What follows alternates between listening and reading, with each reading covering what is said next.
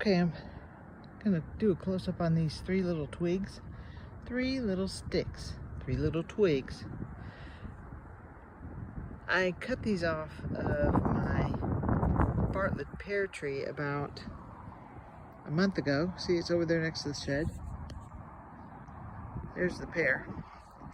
And I just cut the tip off of a branch. And now it looks like it's starting to, the bud is starting to swell and grow. Crazy, huh? So we'll see if maybe, I don't know. I just did this one day before yesterday. So where is it? There it is. Let's see. We'll measure it. Scientific measurement here. It's only 4 fingers high, roughly. But I made sure there's about 3 nodules underground when I planted it. So who knows? Who knows?